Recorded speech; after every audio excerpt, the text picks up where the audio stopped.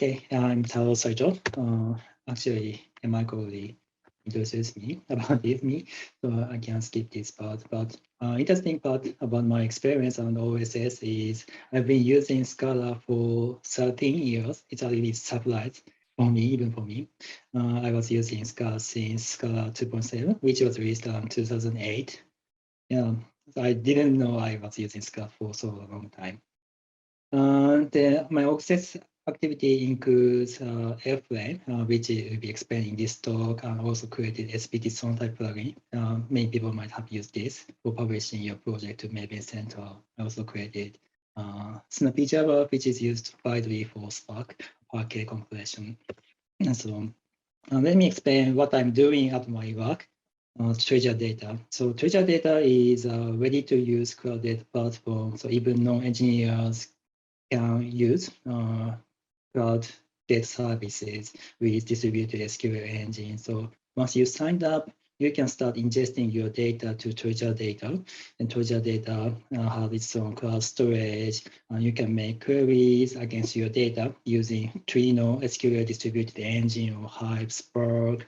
You can also manage your jobs using DigDag, which is another open source project for managing complex workflows. And my work at Treasure Data is mostly at backend side for managing storage and operating distributed query engines. But even backend engineers like me also need to build front-end applications for monitoring services. Especially our Trino usage is really extreme. We are running more than 1 million SQL queries every day. We needed to create a UI for monitoring services and managing multiple Trino clusters. We built this UI using Scala.js. This actually UI shows a list of queries running on our Trino clusters. And also, I needed to create a better SQL editor, notebook-like editor using Scala.js, which is actually really nice because we can integrate Visual Studio Code's Monaco editor with Scala.js. You can integrate the power of Visual Studio and Scala.js inside your browser. So yeah, if you use Scala.js, you can write this kind of rich UI applications. But if you really need to build front-end and back-end applications, there's too many things to learn. So for front-end side, you might need to learn JavaScript or React, Vue.js. These frameworks are very common nowadays. You may also need to learn how to use Swift, Flutter for building mobile application. You may also need to learn how to use Electron, which is used for building desktop applications based on web applications. You may need to learn how to use TypeScript, jQuery, or Bootstrap, CSS styles. Many things you need to learn. Even for backend side, there are many good libraries in Scala, like Akka, Play. You may also need to use Netty or Java Spring Framework, JT, gRPC, Finagle. There are many good libraries on there. But if you try to find Scala engineers mastering all of them, it's almost impossible. So we need to change our mindset to instead of learning everything, how can we use Scala for developing both types of applications without adding more knowledge about the existing frameworks? So actually, if you know much about Scala, you understand Scala is already capable of implementing both front-end and back-end applications. Scala is functional and object-oriented language, which is a great features for writing any application. And so if you are a front-end engineer, you know people love TypeScript over writing raw JavaScript because TypeScript has type safety. Scala is already type-safe language. Scala also has asynchronous programming functionality using Future, which is already available both in Scala and Scala.js. So if we think about the backend platform learning Scala code, Scala is great because we can use strong JVM ecosystem Actually, Akka or Finagle are already using Netty, which is built on Java.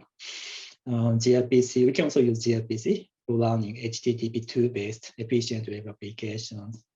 For front-end side, the major platform is web browsers, Safari, Firefox, Microsoft Edge, Chrome. We can use these browsers as a platform running Scala.js code.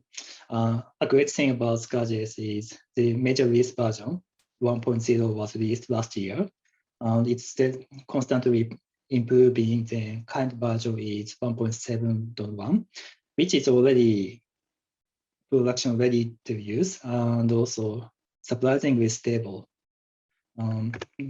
Simply, many people don't know the power of Scala.js yet. So our goal here is how enabling Scala-First development, because Scala can be used both for front-end, back-end applications. Simply, we didn't have good framework for leveraging this power of Scala.js and Scala. Another good thing about doing Scala-First approach is the running cost of building front-end applications, back-end applications can be significantly low because you only need to run Scala. And running Scala is relatively simple because you only need to read this book, Programming in Scala, written by Martin Lasky. This book is a very comprehensive guide of Scala grammar and standard libraries. But once you read this book, probably you're already familiar with almost all functionality of Scala. And the key challenge here are how to render DOM object for web browsers by using Scala.js. Another challenge is how to create a bridge between Scala.js application and Scala by using some sort of RPC framework.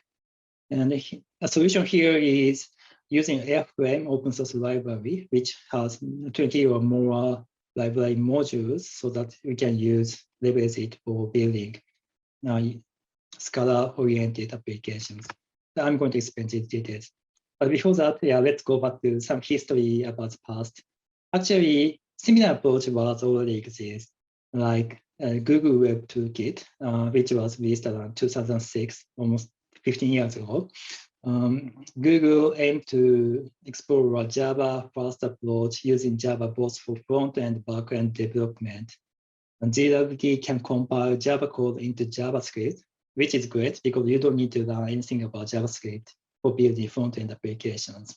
And actually, gRPC was used for building Google Inbox, Google Groups. These services were built using gRPC. And basically, you need to use UI widget and defined in gRPC for building, composing user interfaces. Good thing is, no JavaScript knowledge is required.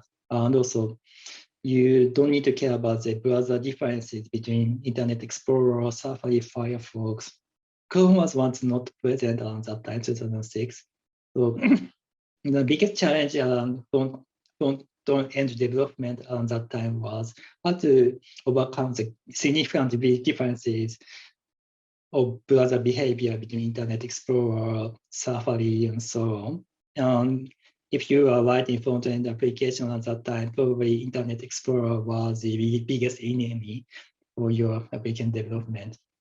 Many people hated Internet Explorer, but nowadays Microsoft discarded the Internet Explorer and switched to Microsoft Edge, which is based on open source Chromium. So the behavior is almost consistent with Chrome. So you don't need to worry about this difference anymore. That's a good progress in 2020. But in 2006, many people were fighting with Internet Explorer. gRPC was a good framework, but there are several disadvantages because if you use gRPC, everything looks like Google's application. So customizing style sheet was a little bit difficult. So it was very complex to define custom DOM Java objects for RPC services. But actually, I used gRPC around 2013. Then I wrote a DNA, RNA sequence browser using gRPC. The backend was Java Servlet, and front end was written in Java, gRPC, HTML5 canvas. Even in 2013, we can write this kind of nice visualization of DNA sequence data. Actually, the reason I wrote this application I was working in academia doing genome science study, so I need some visualization of DNA sequence data. Okay, so that was Java's history. So let's go back to Scala. In Scala, rendering DOM is there's best practices. Current best practice is defining Scala function for building DOM elements, like table function or body function, div function. Then you need to combine this function to form compressed DOM elements. For doing so, there are two major streams of methods. One is like Scala tag or Slinky's approach, which is enclosing attribute in the first parenthesis and enclosing child elements or nested elements inside second parenthesis. But it's a little bit complex to write because we need to write too many parentheses. And also formatting using Scala format has been really challenging because it can be, layout is not always fully understood by linter like Scala format.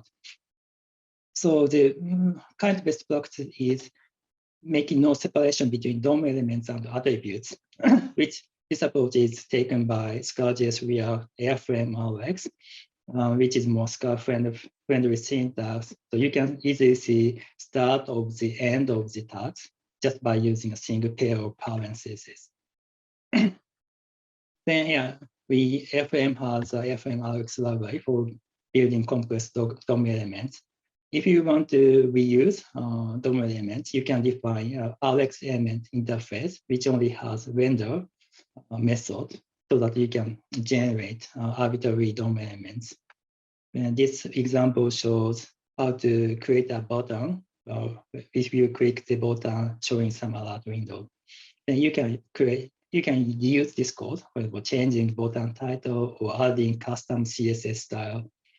Then yeah, by adding this kind of functions, you can also write this kind of complex UI. This is showing list of queries using a table, HTML table. So you can find table headers on here.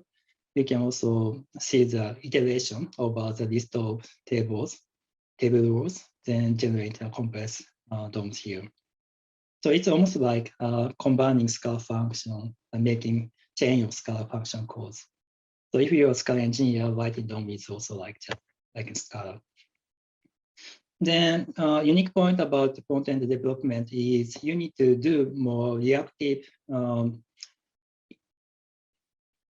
stream processing. Like, so RxA is an interface for defining such operation, which is like a sort of sequence of A or list of A type, but it's like more reactive because you can, if you define map operator or filter operator, then it keeps receiving the input stream data from the preceding operators, then produce the next events. So you get one event at a time, then produce next element. Now the usage is almost similar to Scala collection. You just need to use map, filter, these operations, almost similar to Scala collection. Then if you want to write more interactive DOM, yeah, you can also use Rx variable for getting an event if the variable content is changed. For example, you can define Rx variable of string world here. Then you can change reactive operator so that you can print the message hello world. Then you need to keep subscribing the upcoming events. So first example is showing the hello world because the initial value was world. Then hello world string is generated here. If you set a new variable here, then the event is fired, then this map operator is re-evaluated. Then the hello Rx will be shown here. So yeah, actually, airframe-rx is gathering best practice from existing libraries, type safety of DOM, reactive streaming. Also, canceling the stream subscription is also necessary if you need to switch web pages or if you need to clean up already this is the mass quick handlers and so on. The next problem is how to connect Scala and Scala.js applications. So ideally, if you can write a function code that calls a remote Scala function is better, but in reality, we need to make an RPC call so that we can send the data to the network, then receive the response from the server to the client. So many building blocks are necessary. Existing approach for implementing RPC basically two types, REST or gRPC. REST is basically defining function interface for HTTP endpoints using GET method, POST methods, like so.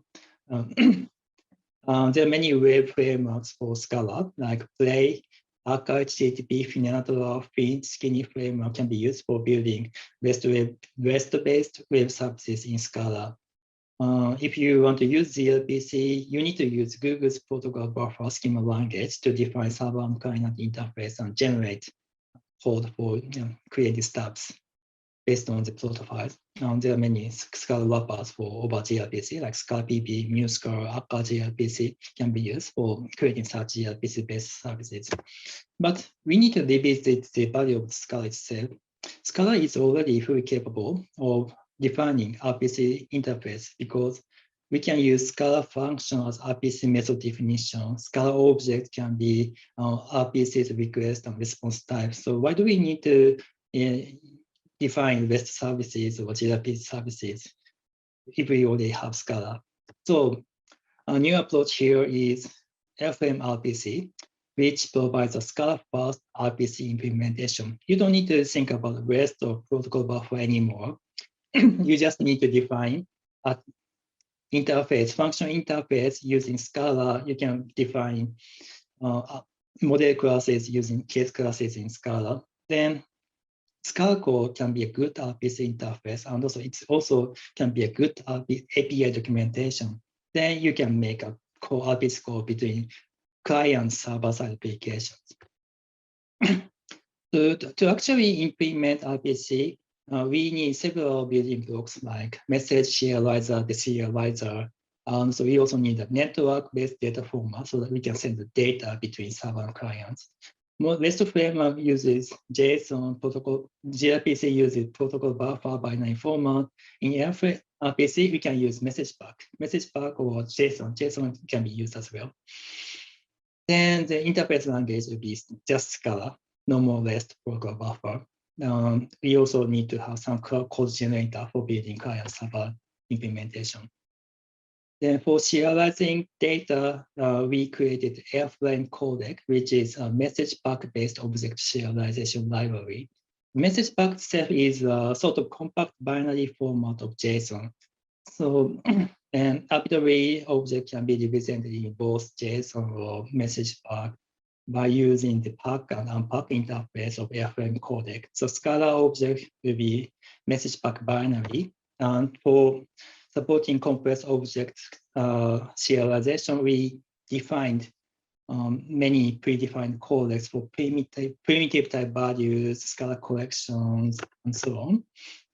Then if you have a complex case class object like which has 3 parameters like port name and timer, you need to combine 3 codecs, then create a MessagePack value of these parameters. But you don't need to write complex code. Airframe-codec now can be simply used just by writing message codec of A type. Then you can read the JSON data, then produce Scala object like class A, like this. You can also feed a MessagePack data here. Unpack MessagePack is also supported. Then the next problem is how to call, how to serialize function call arguments. And actually, it's not so difficult once we can serialize arbitrary data. For example, this method hello has 2 arguments, person object and message string. Then we are going to encode this functional call argument as a map type value, which are 2 keys, person and message function. These are function argument names and actual function arguments. Then we are going to serialize this map into MessagePack format by using airframe-codec. Then next step is embedding this as a HTTP request. So we are going to use post request. Then the HTTP path will be Scala package name on the followed by / method name. Then we can automatically map RPC method call as HTTP request behind the scene. Then we can implement RPC servers just by extending Scala trait, which is annotated RPC. This is just a annotation. There's no functionality. This is just used for finding RPC interfaces from the class path. Then to implement the RPC server, you just need to extend this RPC interface and define Scala code. This is not so difficult. A great thing about Airframe RPC is you can plug arbitrary server-side application, server-side backend like Finagle or gRPC, or client implementation can be also pluggable. If you want to use Finagle HTTP1 based web server, you can first create a router definition, which adds RPC interface implementation. Then you can use this syntax Finagle to server with router by specifying port number. Arbitrary port number can be used here. Then you can start the Finagle server. So that's it. So you now have RPC server implementation just by using Scala code. No REST, no ProtocolBuffers are involved here. You can also define gRPC services using the same method. You just need to define some RPC interface, and you just need to extend it for provide actual implementation. So creating web server based on gRPC is almost the same with Finagle. You just need to call gRPC server with router, then start. So you see there's no protocol buffer definition here because everything is covered behind the scene. So let's see the performance difference between HTTP1 based services like Finagle and HTTP2. This chart shows how many RPC requests can be made per second. So higher bar is better value. And blue curve bars show synchronous RPC call, which means making RPC call one by one. So if you use synchronous call, there's almost no difference between Finagle or gRPC. gRPC is slightly faster, but if you use asynchronous call, making concurrent RPC call simultaneously, then you can see significant gaps. So if you use gRPC, making RPC requests up to 40,000 to 50,000 is totally possible, which is extremely fast, regardless what kind of implementation you use. Scala PB, airframe gRPC, gRPC Java.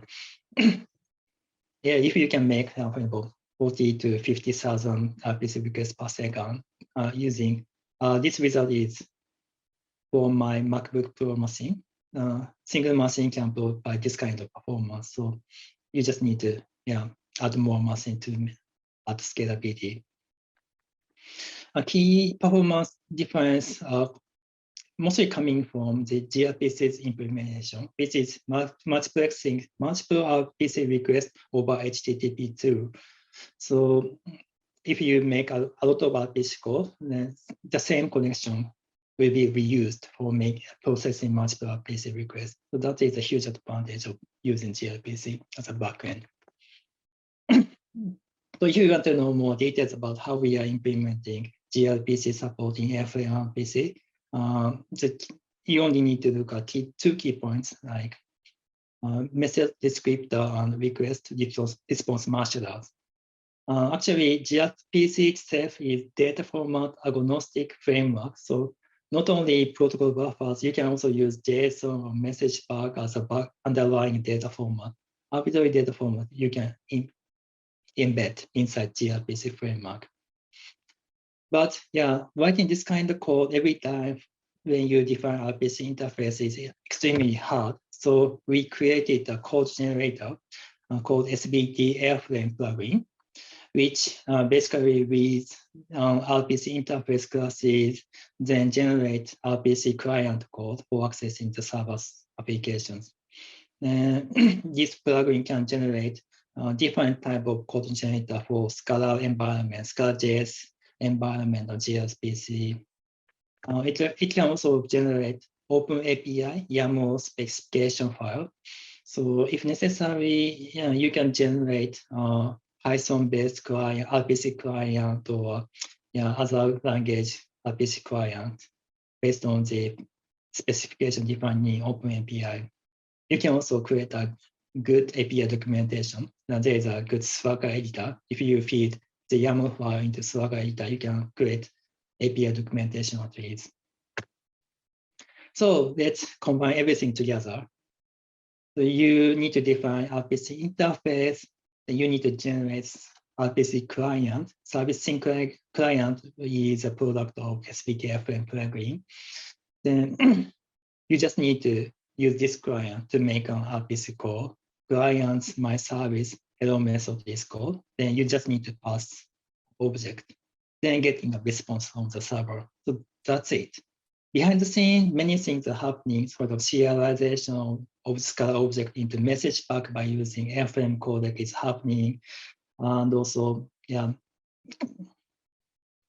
interaction between client and server is also happening. But from the user point of view, you don't need to care much about the details. You just need to write a function call to the remote server to getting a response. So here is the last slide. So Airframe enables Scala-First development. So it makes possible to kickstarting front-end and back-end applications with Scala. So you no longer need to think about REST or ProtocolBuffers or other front-end frameworks from the beginning. If you are already a Scala engineer, you can start developing both front-end and back-end applications just by using Scala. So that's a key point of this talk. You can find more example code on GitHub repository of Airframe. You can dig into the example folder that you can find more complete examples of what I explained today. Okay, that's it of my presentation. Okay, thank you, Taro. I'm not seeing any questions in the data Discord channel. So I think if anybody's got some, we have somebody typing. Which channel should I see? This is SBTB data. Okay, SBTB data. Oh, just thanks for the presentation. Okay. So Taro will be available briefly in the spatial channel in the data Q&A room. And I think that's it. Okay, thank you everybody joining.